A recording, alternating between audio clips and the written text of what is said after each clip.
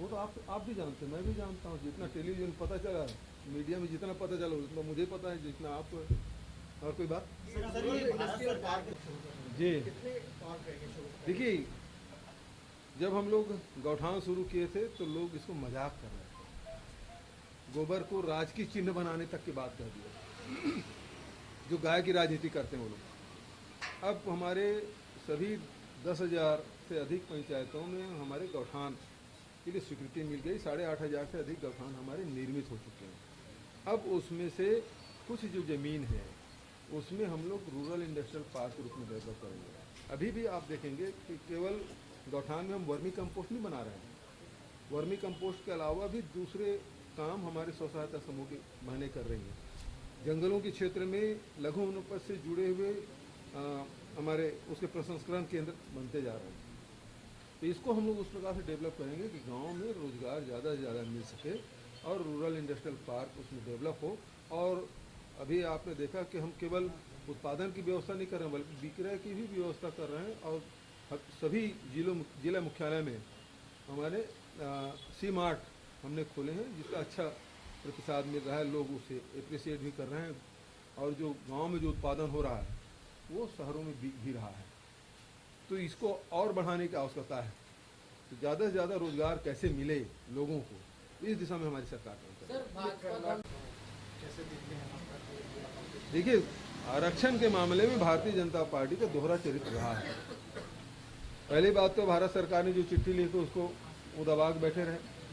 फिर आदिवासी लोग आंदोलन किए, 2016-14 का था जो मध्य प्रदेश में था, उसी को वो चलता रहा। जब 2011 में आंदोलन किए तो फिर इसको 58% किए।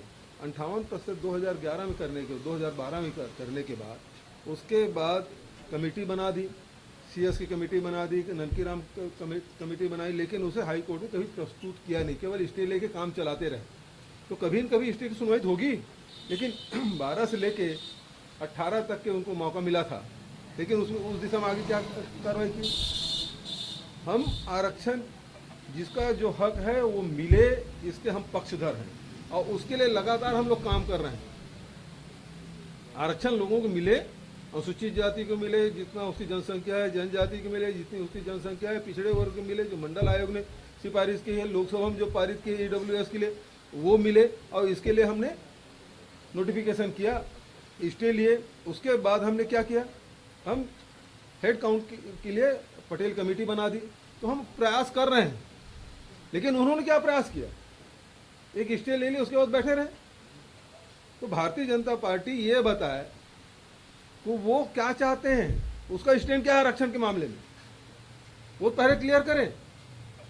वो 58% के पक्ष में है या जो जनसंख्या है अनुसूचित जाति के, जनजाति के उतना मिले, साथ ही पिछड़े वर्ग को 27% जो मंडल आयोग का जो सिफारिश है वो मिले, और 10% जो EWS की जो लोकसभा में जो पारित किया है, भारत सरकार ने किया है। इस मामले में भारतीय जनता पार्टी का स्टैंड क्या है वो स्पष्ट करे। मतलब 15 साल मौका मिला, सब खराब करके दिए हमको। बिल्कुल सही बात है। उसके शासनकाल में सरगुजा और रायगढ़ का जसपुर का इलाका पूरी तरह से खराब मिला था। बस्तर में हमने सड़कों की हालत सुधारी है, मैदानी हिस्से में रास्ता हम लोग सुधार रहे हैं और लगातार उस दिशा में काम हो रहा है और सड़कों की हालत हमारी बहुत अच्छी होगी। सर, मुझे जानकारी नहीं भी आपके माध्यम से। भारत सरकार के द्वारा कांग्रेस की यात्रा, राहुल गांधी की भारत जोड़ो यात्रा पहुंच गई और वहाँ पे पोस्टर्स भी राहुल गांधी के फाड़ दिए गए जो लगे हुए थे। तो इसको किस तरह से देखते हैं, क्या वहाँ पे विरोध वगैरह भी होगा, कांग्रेस सामना करना पड़ेगा? इसकी पूरी संभावना है कि बीजेपी और उससे जुड़े हुए जो संगठन हैं वो राहुल गांधी जी के पद यात्रा से जो लोकप्रियता मिल रही है और लोग जो जुड़ रहे हैं तो उससे बाधित करने के लिए वो किसी स्तर पे उतर सकते हैं, इसकी पूरी संभावना। सर, जेपी नड्डा कह रहे हैं कांग्रेस अब भाई बहन की पार्टी रह रही है, इस पर क्या कहेंगे? नड्डा जी तो बताए कब वो नामांकन भरे और दूसरे बार अध्यक्ष कब बन गए, और रबर स्टैंप से अलावा कुछ है क्या जिसके बारे में बात कर रहे हैं? सर, ये भारत सरकार के द्वारा मुकेश अंबानी को जेल सुरक्षा दिया जा रहा है। मुकेश अंबानी स्वयं तो सक्षम है, लेकिन भारत सरकार के द्वारा जिस प्रकार से सुरक्षा प्रदान किया जा रहा है, इस पर क्या कहना है आपका? अब भारत सरकार जो समीक्षा की होगी उसके आधार पर दिए होंगे। अब वो सुरक्षा तो किसी भी दे सकते हैं, लेकिन अपने लोगों को मोबिलाइज करने के लिए भी ऐसा कर सकते हैं। अब वो पूरे घटनाक्रम के बारे में मुझे जानकारी नहीं है, इसलिए हर विषय में मैं टिप्पणी करूं उचित नहीं है। महंगाई तो बढ़ती जा रही है, भारत सरकार खुद स्वीकार कर रही है कि अभी जो महंगाई भत्ता बढ़ा है वो बता रहा है कि महंगाई बढ़ी है। तो महंगाई रोकने के लिए सरकार क्या कर रही है, ये भी चिंता का विषय है। एक तरफ रोजगार मिल नहीं रहा है और जो नौकरियां थी वो खत्म करते जा रहे हैं, और दूसरी तरफ महंगाई बढ़ती जा रही है। मतलब देश की जनता को दोहरा मार। अब सरकारी कर्मचारी को तो दे दिए डीए, लेकिन आम जनता के लिए क्या है, उसके लिए महंगाई बढ़ी ना, और ऊपर में और रेपो रेट और बढ़ा दिए। तो इसका मतलब है कि आम जनता को लूटने का काम केंद्र सरकार कर रही है।